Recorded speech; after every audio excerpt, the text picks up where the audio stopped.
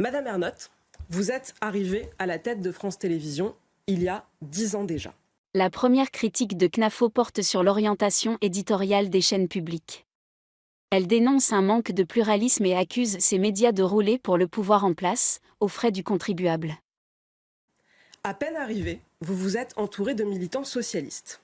De Stéphane Sidbon-Gomez, ex-conseiller de Ségolène Royal, devenu numéro 2 de France Télévisions. La question du financement est centrale. La députée remet en question l'utilité de la redevance ou du budget alloué, suggérant que des économies massives pourraient être faites ou que le financement devrait être revu pour garantir une véritable neutralité. Une orientation politique très à gauche qui n'a pas été sans conséquences.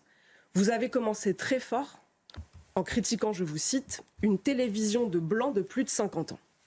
Et vous vous êtes mise à couper des têtes tout de suite.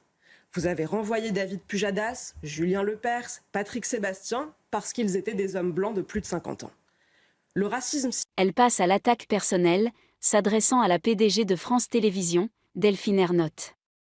Le message est clair, l'audiovisuel public doit changer radicalement de cap ou disparaître. Elle exige plus de respect pour les téléspectateurs qui paient. Systémique que vous critiquez à longueur de journée, c'est vous qui l'avez mis en place à France Télévisions. Madame Ernotte, je vous ai entendu attaquer CNews, que vous trouvez trop politisée. En vérité, dans notre pays, il n'y a pas de chaîne plus politisée que les vôtres, et je crois l'avoir prouvé.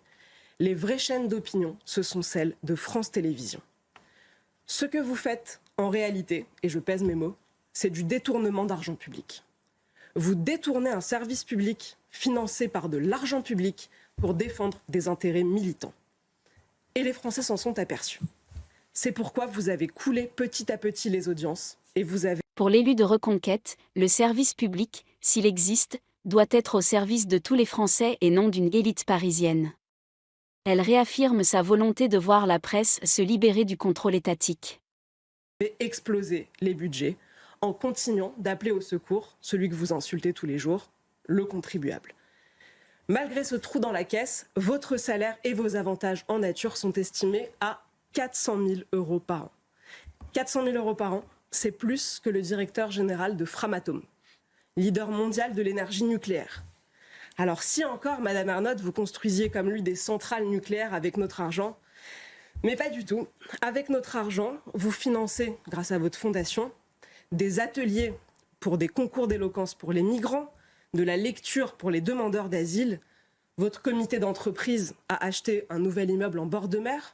Vous possédez un château avec piscine en Dordogne, estimé à plus d'1 million d'euros. Votre deuxième mandat, Madame Ernotte, vous l'avez fini en garde à vue pour prise illégale d'intérêt et détournement de fonds publics. Mais étonnamment, vous venez d'être reconduite à la tête de France Télévisions pour un troisième mandat. Certains disent que c'est en retardant la sortie du rapport de la Cour des comptes. D'autres encore que c'est grâce à l'intervention directe d'Alexis Kohler, qui a été donc secrétaire général à l'Élysée. Je n'ai pas la vérité, mais peut-être qu'un jour nous la connaîtrons. Bref, Madame Ernotte, j'en finis par là. Vous vouliez une télévision qui ressemble à la France. C'est une belle réussite. Votre télévision est aussi endettée, inefficace et insatiable d'argent public que notre État. Madame Ernotte, vous avez le droit d'être de gauche. Vous avez le droit de défendre nos idées. Mais pas de vos idées, mais pas avec notre argent. Si vous voulez militer, faites-le, créez une chaîne, militez avec votre argent. Nous ne voulons plus payer pour cela.